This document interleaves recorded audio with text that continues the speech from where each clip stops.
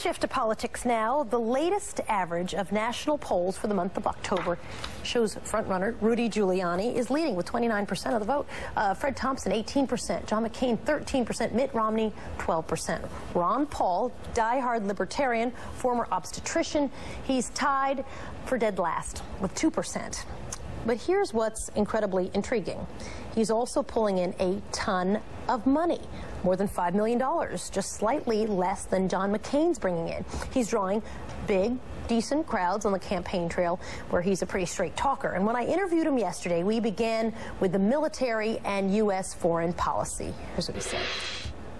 One of the core messages, in fact, from you has been you want to see troops out of Iraq, but also troops out of Korea, where we have 30,000 U.S. troops, troops out of Japan, where we have 50,000 U.S. troops, troops out of Germany, where there are about 65,000 U.S. troops.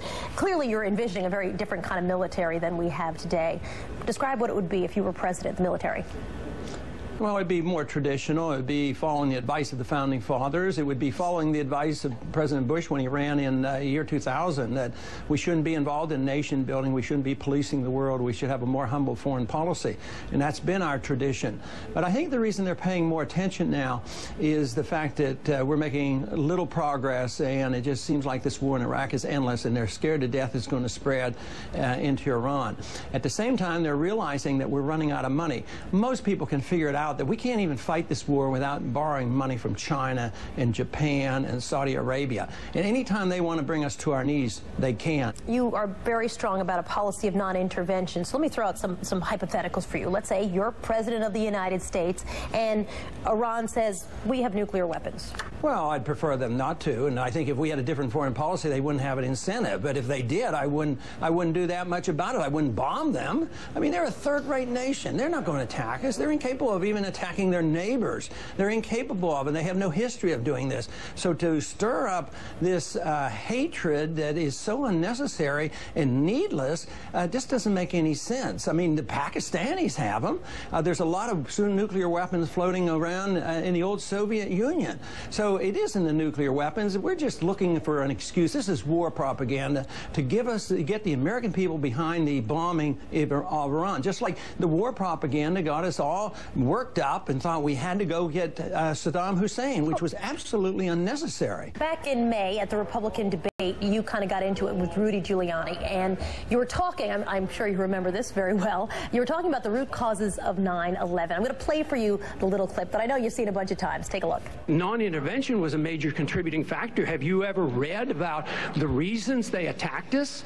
They attack us because we've been over there. We've been bombing Iraq for 10 years. We've been in the Middle East. I think Reagan was right. We don't understand the irrationality of Middle Eastern politics. It's an extraordinary statement of someone who lived through the attack of September 11, that we invited the attack because we were attacking Iraq. I don't think I've ever heard that before, and I've heard some pretty absurd explanations for September 11. In a nutshell, he said what you were saying was absurd, and then he got a loud round of applause for saying that. What did you make of his response to you? Well, what is extraordinary is that he didn't know the real reason. Even Wolfowitz admitted that our base in Saudi Arabia prompted Osama bin Laden to prompt this attack. The real reason they come here, the word is occupation. And if for any reason we continue to believe this naively, that they come here and they want to attack us because we're rich and free, we can't take care of this problem. So that is crucial. But I think the really amazing thing is that he had never heard of it, because the 9/11 Commission report actually identified this as one of the reasons they came here to attack us. Bases over there, the sense of occupation, our persistence and interference in that land, as well as the bombing of Iraq that had been going on all through the 90s. And if we fail to see that is the cause, we can't solve our problems. When we come back, what Ron Paul really plans to do with Social Security if he's elected, and who he'd vote for if he were to drop out of the race.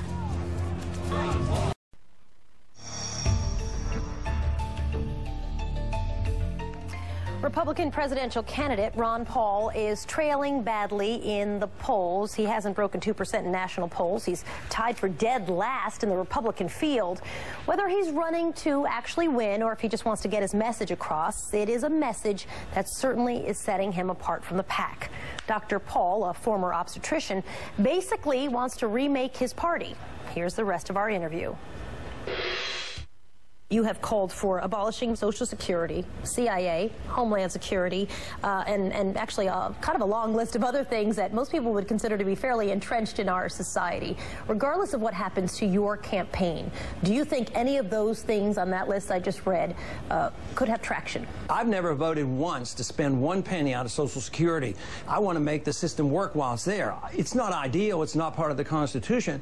But I say that the only way we can tide our people over who are dependent, we've taught them to be dependent. We don't want to throw them out in the street, and we can save hundreds of billions of dollars if we give up on our American empire, bring these troops home, actually cut the deficit, and take care of these people. So there's no way that's not the reason I'm running for the presidency. I mean, theoretically, yes, they shouldn't have been started, but I'm the one that has the answer on how we can take care of these people since I've never spent any of those trust funds money anyway. Is there a point that you have considered at which you will call it quits if, in fact, the numbers don't start coming in, the number of people who say they're going to vote for you? I mean, is it, 1%, 2%, 5%, even you get to Iowa and you get to New Hampshire? Is there a point you say, if you don't start getting the numbers, you got to be out of the race? I haven't thought much about that because when I started early on, I had no idea what would happen, and it's about 100-fold greater than I ever dreamed of, and we're growing on an exponential curve. If you look at our supporters, if you look at the money, it's unlike the other campaigns, and they're going down. So I think you have to reassess a campaign continuously. But we have some early primaries coming up, and I predict those numbers that you just quoted aren't going to be accurate. If you weren't in the race, who would you vote for? I have no idea because I said I'd vote for anybody who would change this policy in the Middle East and bring our troops home and have a non-interventionist foreign policy, and so far I haven't met anybody. And I'm also very interested in monetary policy and fiscal conservatism, and right now I don't see that. I think the Republican Party has lost their way. I think they're a big government policy. The neoconservatives have taken over. The old traditional conservative Republicans of the old right, they've lost their impact, and I'm trying to revive that. If you pull up articles on you consistently, you'll see, on occasion, but consistently, there are a lot of people who describe you as a flake, and that's a quote. That's not my word. That's their word in the article. What do you make when you read something like that about yourself?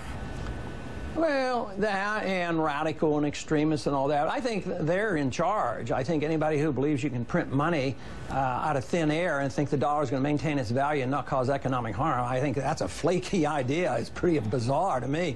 And I think $500 billion increase in the national debt, that's flaky. I think an American empire is flaky and weird and not wise. It's unconstitutional. So, yeah, it's terminology. They're playing on words. But right now, our campaign is growing because most Americans consider what's going on in Washington pretty flaky, and they want some changes made. Right now, it looks like you've got some momentum. Dr. Ron Paul, the congressman, thanks for talking with us, and presidential candidate, I must add. Thanks for talking with us this evening. We certainly appreciate it, sir. Thank you.